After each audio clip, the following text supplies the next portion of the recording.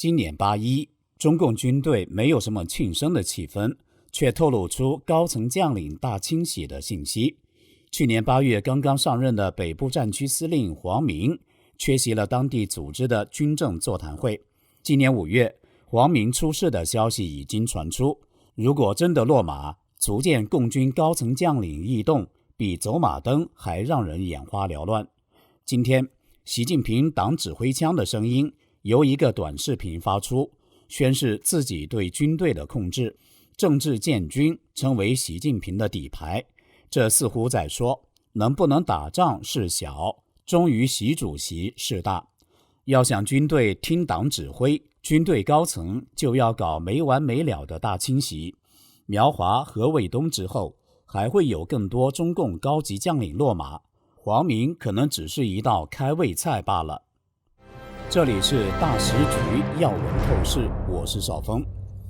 据辽宁日报报道，辽宁省8·1军政座谈会在沈阳召开，北部战区主要领导出席并讲话。所谓北部战区主要领导，司令员黄明理应包括在内，但他缺席了今年的座谈会。今年与会的只有政委郑玄。去年，辽宁同样举行了8·1军政座谈会，黄明首次以北部战区司令员出席，确认黄明已由中部战区司令员调任北部战区司令员。黄明出事的消息早在今年5月就在网络传出，这次他又缺席辽宁举办的8·1军政座谈会，黄明的动向更加引人揣测。公开讯息显示，现年62岁的黄明是江苏宜兴人，2014年7月晋升少将军衔，2019年底晋升中将军衔，2023年1月18日，习近平给刚升任中部战区司令的黄明颁授上将军衔。在2015年9月3号北京举行的阅兵式中，作为50多个将军领队的一个，黄明是平型关大战突击连领队。2023年1月，黄明升任中部战区司令员，2024年8月调任北部战区司令员。黄明与张又侠有工作上的交集，是张又侠2007年至2012年任沈阳军区司令员时的旧部。按照外界的说法，北部战区司令员黄明曾多年在张又侠麾下历任41集团军、81集团军军长。张又侠1994年至2005年历任第13集团军副军长、军长，2005年至2007年任北京军区副司令员，2007年至2012年任沈阳军区司令员。中共18大至今，张又侠历任军委委员、总装备部部长、装备发展部部长、政治局委员、军委副主席。张又侠是军中唯一握有实权的红二代，与依赖政治关系的刘源、刘亚洲等红二代将领不同，张又侠从基层连排长做起，历经中越战争等实战考验，逐步晋升至沈阳军区司令员。这让张又侠注重将领的作战能力，似乎与习近平注重军队的理想信念和道德操守的忠诚度非常不一样。法广8月2号刊登以政治建军，能否打仗是小，忠于习主席是大的评论说，在中共8月1号建军节上，官媒渲染军力的强大，国防部长董军强化了威胁台湾的语气，为了国家统一，共军时刻准备着。董军的话只是一个引子，重点是9月3号的大阅兵，要军队更加紧密地团结以习近平为核心的党中央周围，以习近平强军思想为指导等等。文章从这里嗅出政治建军的味道。文章说，董军的前任国防部长李尚福、李尚福的前任国防部长魏凤和都在数月前落马。在这个背景下，容易理解中共政治建军的意思，这就是对军队的政治上的要求高于一切，衡量一个高级将领主要看其政治上是否纯洁，军事指挥能力是次要的。从政治建军中也可以看到，中共20大以来发动的军队大整肃仍将继续，共军2年来持续整肃反贪，军队多名高级将领落马。中央军委主管政治工作的苗华委员落马，中央军委副主席何卫东自今年3月两会以来下落不明。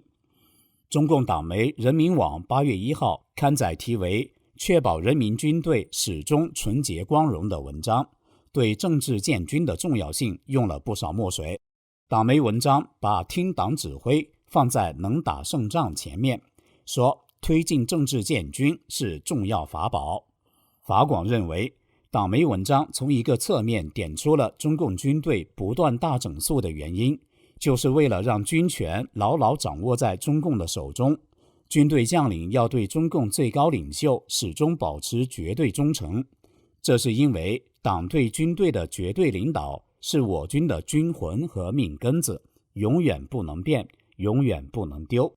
如何才能保证中共对军队的绝对领导？那就要全面贯彻习近平强军思想，坚决贯彻落实新时代政治建军方略。所以中共一再强调政治建军，中共信奉枪杆子里面出政权，要党指挥枪，而不能反过来枪指挥党。按照海外时评人士杜正分析，目前中共军权似乎落在已经75岁的张又侠手上，变成一枪独大，有点是枪指挥党的意味。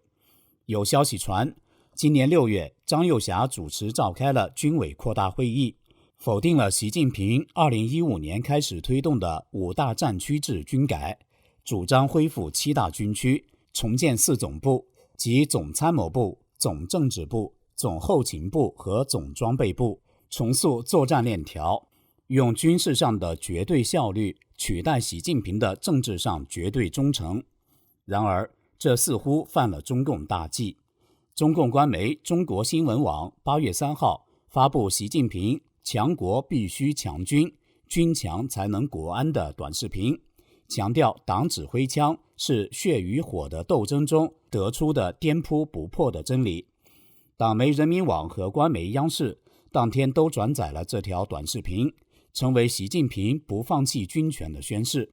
华尔街日报2月21号报道，习近平在最新一轮打击腐败和不忠行动中清洗了数十名军事指挥官，他将腐败和不忠归咎于理想信念的动摇和道德操守的松懈。习近平在2024年6月份的一次中央军委政治工作会议上称，必须坚持党对军队的绝对领导，枪杆子要始终掌握在对党忠诚可靠的人手中。对中共领导人来说，军队是维护中国共产党统治和他们个人权威的最终保障。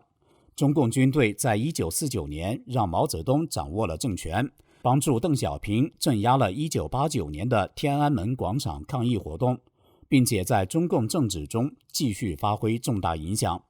不过，有专家指出，中共对政治控制的强调，最终可能会让中共挑战西方军事力量的野心一败涂地。位于华盛顿特区的美国国防大学中国军事事务研究中心主任菲利普·桑德斯说，共军把原本用来训练和准备战斗的时间花在政治学习上，这样的思想灌输成为一种负担。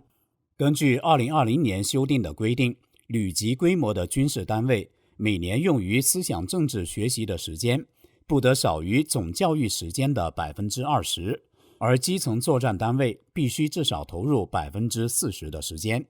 中共军队自1979年以来就没有打过全面战争，缺乏实战经验。麻省理工学院安全研究计划主任傅泰林表示，习近平对思想灌输的强调，再加上反腐整肃行动，可能会阻碍他的军队现代化计划。中共不敢放弃对军队进行的政治干预，害怕军人接受西方的民主思想，那样就会怀疑中共的所作所为。枪杆子不听话可是最要命的，能要了中共的命。所以中共要军队花大量时间学习政治思想，学习习近平的讲话。中共政委权力往往高于指挥官，这就是说，军队首先要听从党的命令，然后才是指挥官的命令。这样的结果是，中共军队的决策速度会大大放慢，特别是在战争的状态下，党指挥枪会酿成全军覆没的悲剧。目前，中共军队过于注重政治的恶果已经显现。7月21号，中共解放军报发文称，中央军委近日印发《全面肃清流毒影响、重塑政治干部形象威信的若干规定》，规定共7个方面22条，目的是取信官兵。中共提出在军队全面肃清流毒影响，无非是开会、发文件、发文章、发规定、抓典型等，不会有实质性的效果。当中共最高层官员的领导责任和法律责任都没有人追究的时候，军队又怎么全面肃清流毒影响？而所谓取信官兵更是无稽之谈。中共20大后被查办的一批高级将领的严重违纪违法问题，全都被掩盖得严严实实的，官兵都被蒙在鼓里，这本身就是不信任官兵的表现。中共的大清洗总是没完没了，清除李尚福又冒出了苗华和卫东，明天又不知会轮到谁。这些问题无解，所以中共的取信官兵就是一句空话。中共这一波军队的高层清洗发生的时间点非常关键。2027年，共军将迎来建军100周年，也是习近平设定的军队实现现代化目标的日子。问题是，共军战斗力在这一轮军队高层大清洗后能不受损吗？至少，中共军队武器现代化进程会被拖慢，指挥体系和决策流程会被扰乱，士气将大大削弱。不过，美国智库警告，北京很少等到军队准备好了才发动战争。中共1950年在刚经历多年内战、经济社会一片废墟的背景下，依然出兵支持平壤，介入朝鲜战争。1962年，中共最高军事将领彭德怀质疑毛泽东的大跃进政策受到侵袭，共军仍然发动对印度的战争。1979年，北京派出准备不足的共军进攻越南，最终伤亡惨重，收效甚微。这就是说，中共的处境越艰难，越可能发动战争。如今，习近平已经是第3届连任了，问题是，中共党魁就是中共帮主，作为黑帮帮主、黑帮老大，习近平是不会自行下台的。只要他不下台，就一定会抓军权，军队高层大清洗也就不会停止。这里是大时局要闻透视，感谢您的陪伴与思考，请订阅、分享并打开小铃铛，一起在动荡中坚守真相，在黑暗中点燃希望。